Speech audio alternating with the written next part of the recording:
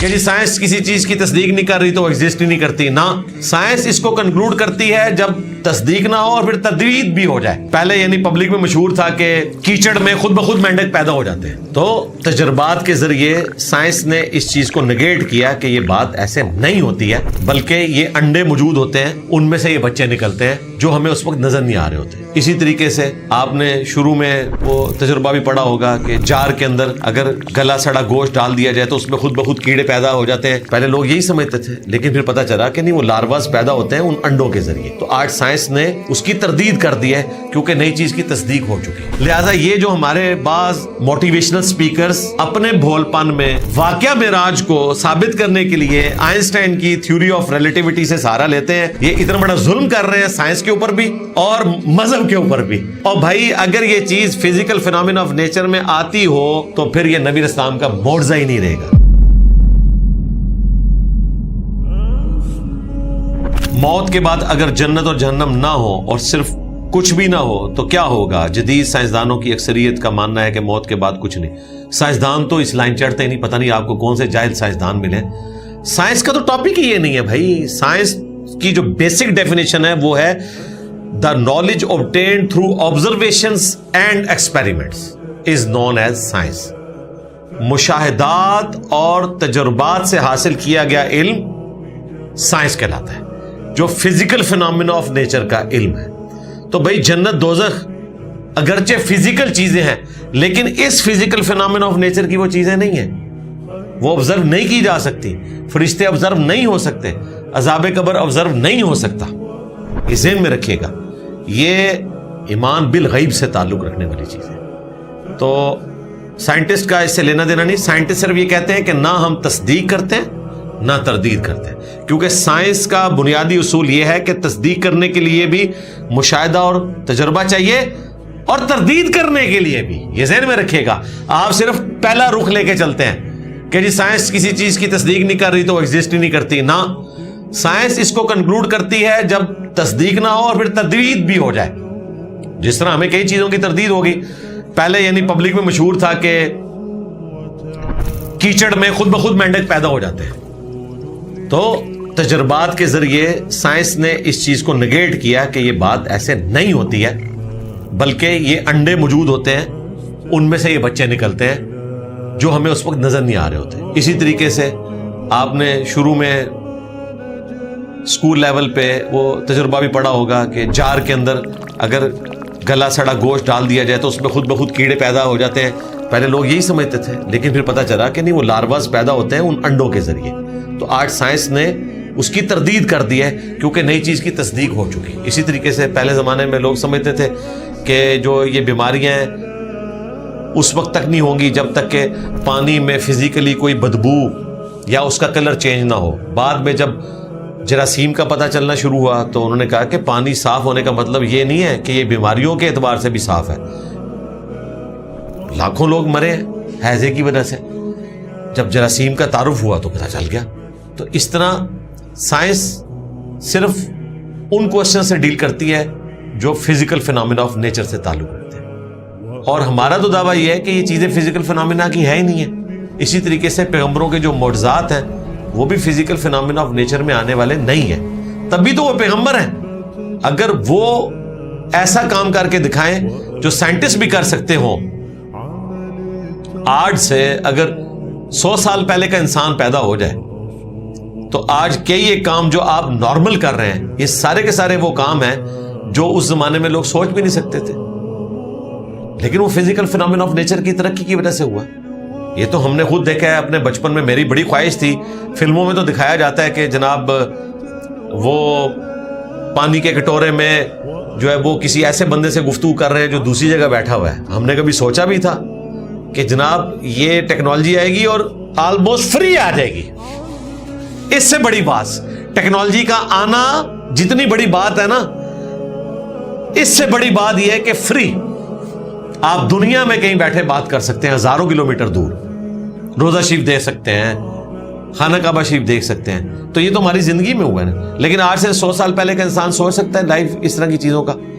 تو اس طرح کی جو چیزیں ہیں وہ فزیکل فینومینا آف نیچر سے تعلق رکھتی ہیں اور مستقبل میں اور ترقی بھی ہوگی. ریموٹ کنٹرول تو ہم نے اپنی زندگی میں دیکھا کہ جب ہم چھوٹے چھوٹے تھے ٹی وی کا وی سی آر کا کنٹرول جو ہے وہ کیبل کے ذریعے ہوتا تھا, پھر آہستہ آہستہ اب جو ہے وہ بغیر کیبل کے ریس کے ذریعے آنا شروع ہو گیا.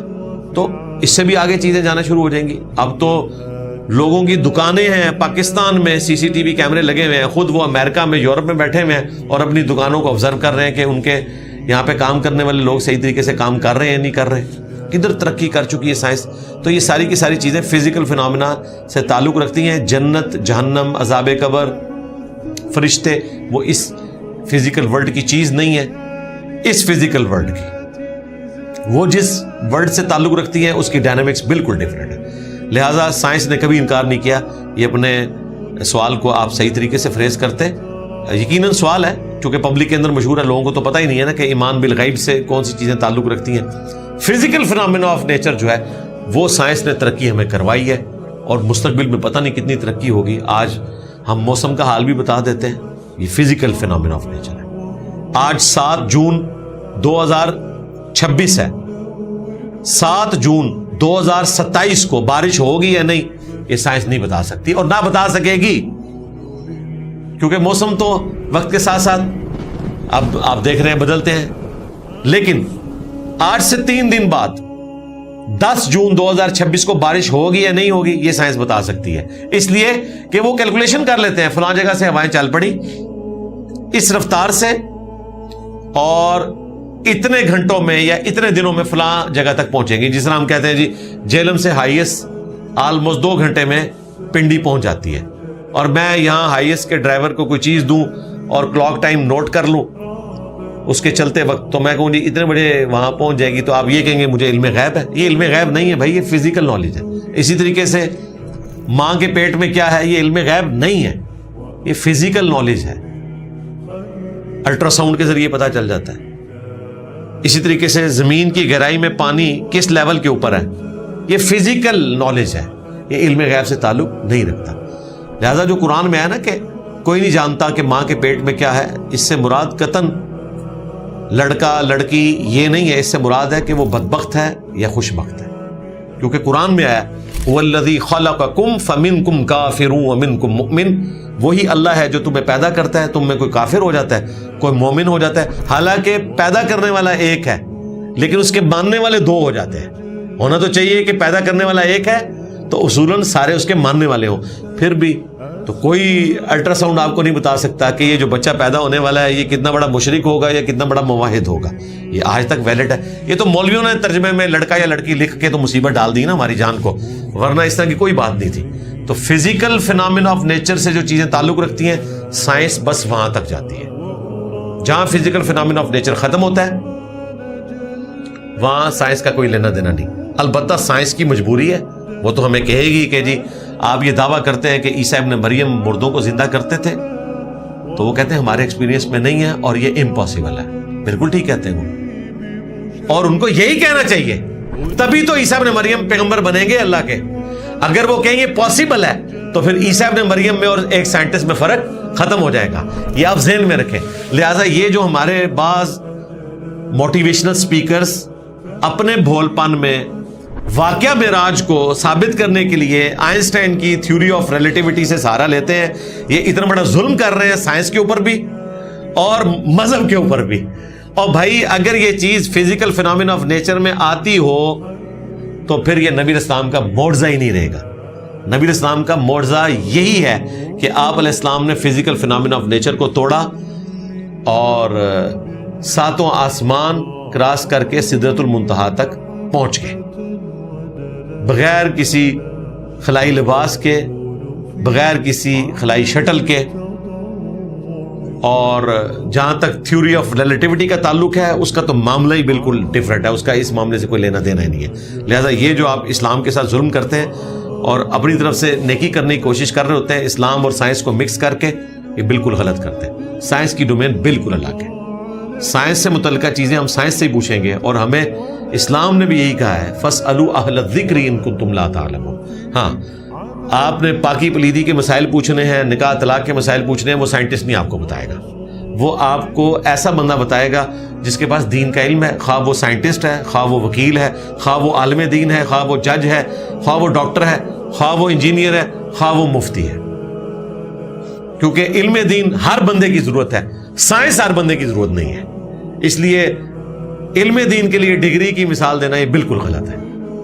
جس طرح سائنسدان بننا ہر مسلمان مرد و عورت پہ فرض نہیں ہے نا، تو پھر سائنس کے مسائل بھی اس سے نہیں پوچھے جائیں گے، سائنسدان سے پوچھے جائیں گے. لیکن علم دین حاصل کرنا ہر مسلمان مرد و عورت پہ فرض ہے، لہذا اس کو پتہ بھی ہونا چاہیے 24 گھنٹے کی زندگی گزارنے کا علم، اور اس نے سکھانا بھی آگے.